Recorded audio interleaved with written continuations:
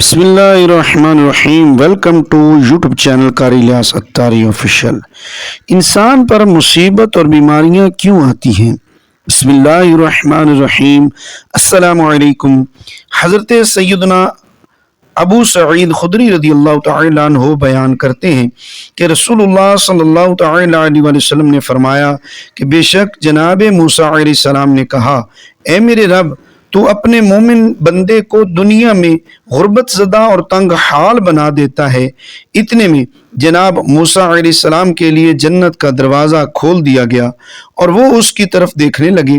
پھر اللہ تعالیٰ نے کہا، اے موسیٰ علیہ السلام، یہ جنت میں نے اسی مومن کے لیے تیار کی ہے۔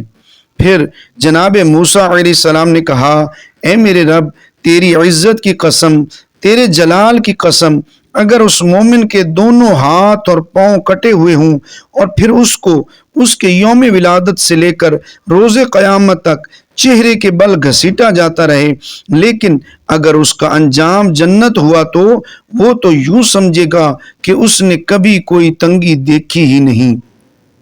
پھر موسیٰ علیہ السلام نے کہا، اے میرے رب، تو نے اپنے کافر بندے کے لیے دنیا میں بڑی وسعت پیدا کی ہے۔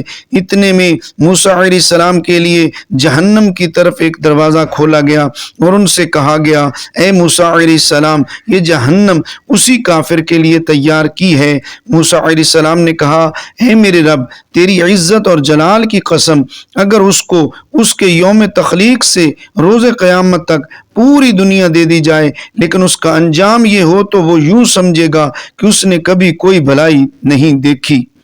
عامر رضی اللہ تعالیٰ عنہ بیان کرتے ہیں کہ رسول اللہ صلی اللہ تعالیٰ علیہ وسلم نے امراض اور ان کے ثواب کا ذکر کیا تو فرمایا، جب مومن کو کوئی بیماری لاحق ہوتی ہے اور پھر اللہ تعالیٰ اس سے عافیت و صحت عطا فرماتا ہے تو وہ مرض اس کے سابقہ گناہوں کا کفارہ اور مستقبل کے بارے میں وعظ و نصیحت بن جاتی ہے۔